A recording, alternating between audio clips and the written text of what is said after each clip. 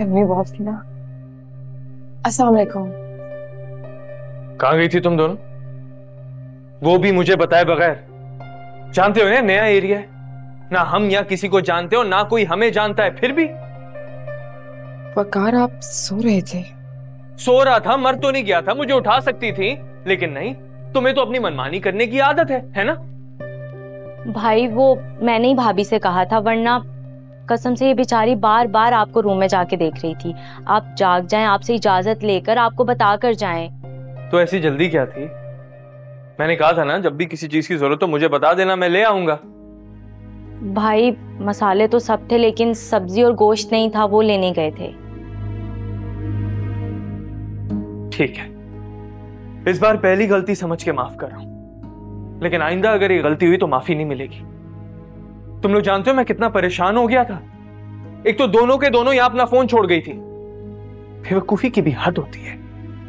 I am sorry वकार, आप बिल्कुल ठीक कह रहे हैं, हमें ऐसा नहीं करना चाहिए था। आपको बगैर बताए नहीं जाना चाहिए था। आइंदा से ऐसा कभी नहीं होगा।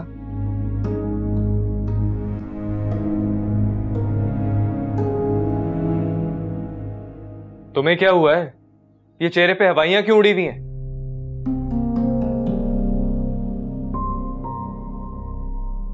वो ताई अम्मी मिल गई थी बाजार में। उनकी आदत है हमेशा से यहाँ से वहां घूमती रहती हैं बाजारों में। हाँ, और तुमने तो उनको यहाँ का एड्रेस भी दे दिया होगा, इनफैक्ट यहाँ का इनविटेशन भी दे दिया होगा आने का, है ना?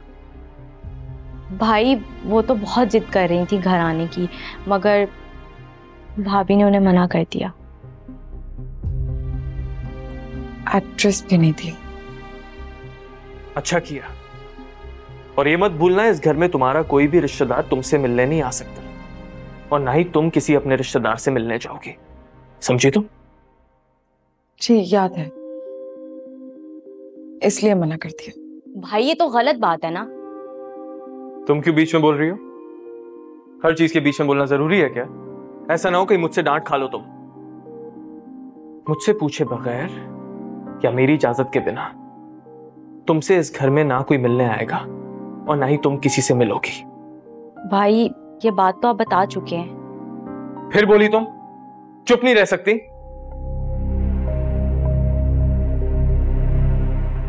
अच्छा, वो मैं चप्पलें ढूंढ रहा था, कोई चप्पलें नहीं है, वॉशरूम जाना था मुझे, देखो चप्पलें हैं कि नहीं। भाई आपको पता है भाभी को आपका कितना ख्याल है, आपके लिए नई चप्पलें खरीद के लाई हैं। सॉरी, फिर बोल गई।